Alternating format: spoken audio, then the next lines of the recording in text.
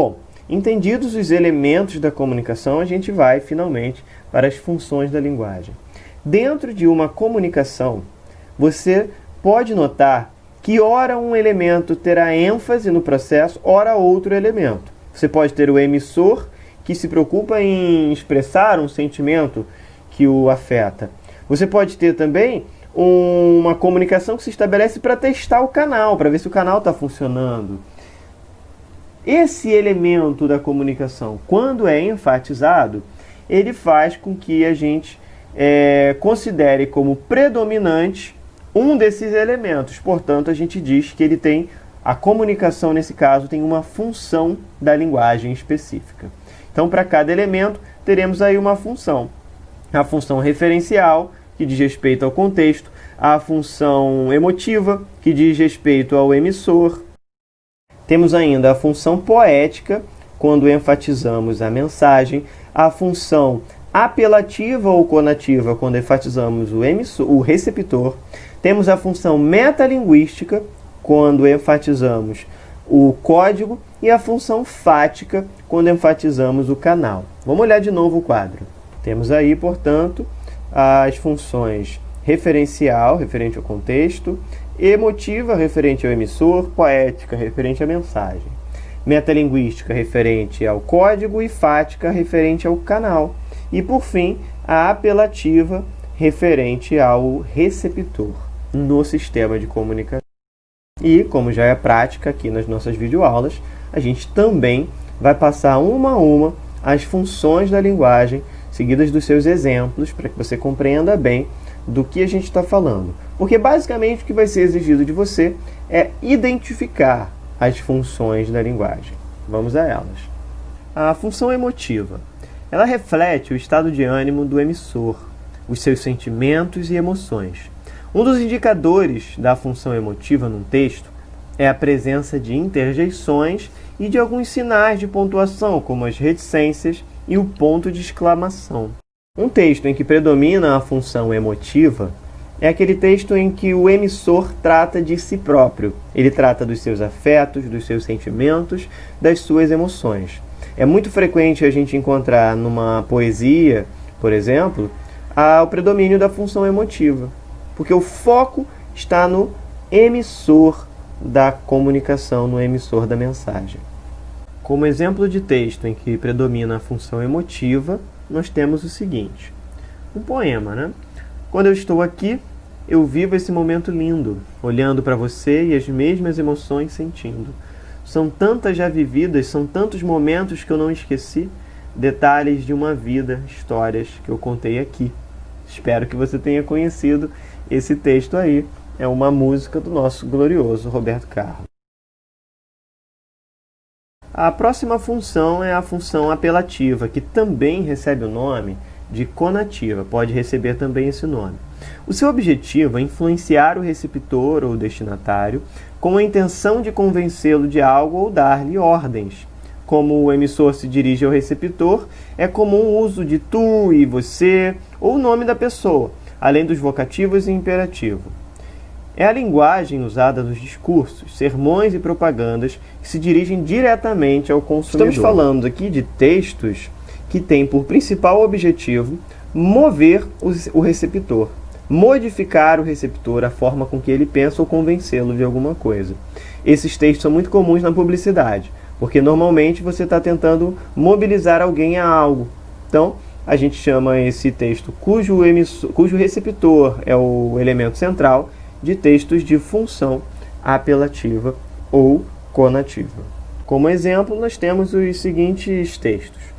Venha aproveitar as ofertas imperdíveis. Compre agora, não perca essa promoção. Acredite na mudança, vote em mim. Não pisar na grama. Jogue lixo na lixeira. Não beba se for dirigir. Vejam bem, todos exemplos aí de textos que querem mobilizar o receptor, portanto, textos de função apelativa. Temos ainda aí a função metalinguística. Essa função refere-se à metalinguagem, que ocorre quando o emissor explica um código usando o próprio código. É a poesia que fala da poesia, de como é construir uma poesia, né? Da sua função e a função do poeta. é um texto que comenta outro texto. As gramáticas e os dicionários são exemplos de metalinguagem, porque usam o código língua portuguesa para explicar a língua portuguesa. A função metalinguística é muito comum em poemas. Poemas que tratam de como é construir um poema, de como é o trabalho do poeta. É muito frequente que apareçam questões nesse sentido. Há também a possibilidade de você se deparar com um pintor pintando um quadro, de alguém pintando um quadro, um desenhista que interfere no próprio desenho, como se alguém estivesse desenhando a si próprio na sua ilustração. Isso é muito comum em cartoons, né, animados. Mas aí, fique atento, porque a metalinguagem, portanto, não está restrita a um texto que use a língua portuguesa para falar da língua portuguesa. Existem também essas outras modalidades. Temos então aí como exemplos os seguintes: a pintura de um pintor pintando, a propaganda de uma propaganda, o filme falando da produção de um filme e a fotografia de uma pessoa fotografando. Tudo isso se enquadra como exemplo de metalinguagem com diversas linguagens possíveis. A função referencial, que também recebe o nome de denotativa, transmite uma informação objetiva sobre a realidade, sobre o contexto. Dá prioridade aos dados concretos, fatos e circunstâncias. É a linguagem característica das notícias de jornal, do discurso científico e de qualquer exposição de conceitos. Coloca em evidência o referente, ou seja, o assunto ao qual a mensagem se refere. Devemos dizer que a função referencial é a função predominante, é a que mais aparece nos discursos que são produzidos, visto que é a que trata efetivamente da realidade. E normalmente nós comunicamos para expressar a realidade que nos circunda. Então, é a função mais abundante do nosso sistema de comunicação, mas é apenas uma das funções possíveis dentro da gama de possibilidades. Como exemplo, temos o seguinte: Rádio de São Paulo é assaltada e crime é transmitido ao vivo. Vietnã ultrapassa Brasil em ranking de exportações no mundo. Falência de gráfica do Enem e crise no MEC causam apreensão. Inscrição do Enem 2019 custará R$ 85. Edital do Exame Nacional do Ensino Médio foi publicado no Diário Oficial nesta segunda. Vejam, todas informações objetivas que tratam do contexto em que as mensagens são comunicadas. Temos ainda a função fática, que tem por finalidade estabelecer, prolongar ou interromper a comunicação. É aplicada em situações em que o mais importante não é o que se fala, nem como se fala, mas sim o contato entre o emissor e o receptor. Fática quer dizer relativo ao fato, ao que está ocorrendo. Aparece geralmente nas fórmulas de cumprimento, como vai, tudo certo, ou em expressões que confirmam que alguém está ouvindo ou está sendo ouvido. Sim, claro, sem dúvida, entende? Não é mesmo? É a linguagem das falas telefônicas, saudações e similares. A função fática é evocada sempre que uma das partes da comunicação sente a necessidade de testar o canal, como quando você pergunta: "Ô, tá me ouvindo?", né? Você está testando se o canal auditivo ele está funcionando com plenitude. Ou quando você liga para alguém e a pessoa fala alô. Esse alô é uma testagem do canal comunicativo, então ele pertence à função fática da linguagem. Como exemplo, nós temos essas expressões simples do nosso dia a dia, como bom dia, boa noite, oi, tudo bem? Não é mesmo? E aí, beleza? Essas expressões compõem aí o texto, né? Que é chamado de texto de predominância da função fática. Por fim, nós temos a função poética.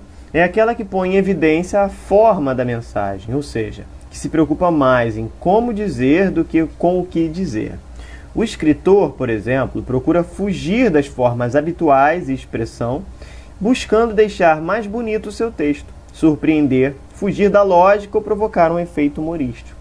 Embora seja própria da obra literária, a função poética não é exclusiva da poesia, nem da literatura em geral, pois se encontra com frequência nas expressões cotidianas de valor metafórico e também na publicidade. Textos de função poética são aqueles que estão mais preocupados com a maneira como a mensagem vai ser trabalhada, vai ser ornamentada. Lembrando que aqui o foco está na mensagem como elemento da comunicação. Então eu não estou preocupado em o que eu estou dizendo, mas em como eu vou dizer, como eu vou apresentar uma ideia. Normalmente por meio de figuras de linguagem, por meio de organizações sintáticas pouco convencionais, para que você consiga apresentar de forma diferenciada a sua comunicação, a sua mensagem. Um exemplo de função poética é, claro, o seguinte poema que eu vou apresentar. Minha alma tem o peso da luz, tem o peso da música, tem o peso da palavra nunca dita, prestes, quem sabe, a ser dita. Tem o peso de uma lembrança, tem o peso de uma saudade, tem o peso de um olhar. Pesa como pesa uma ausência e a lágrima que não se chorou. Tem o imaterial peso da solidão no meio de outros. Poema de Clarice Lispector, que exemplifica que aqui o foco está na maneira como ela comunica, como ela descreve aí a sua alma, né? Uma observação final que é importante da gente mencionar também é a seguinte: em alguns textos há a predominância de algumas funções da linguagem, mas pode acontecer de um único texto conter vários tipos ao mesmo tempo. Então não fique preso aos exemplos. O mais importante é entender como cada função é empregada. Assim, não irá fazer confusões na hora de identificar. Então é isso, pessoal. A gente vai ficando por aqui com o conteúdo Funções da Linguagem. A gente conseguiu abordar todas elas com exemplo. Acho que você vai conseguir se dar bem nas questões aí dessa habilidade. Um grande abraço, a gente fica por aqui, até lá.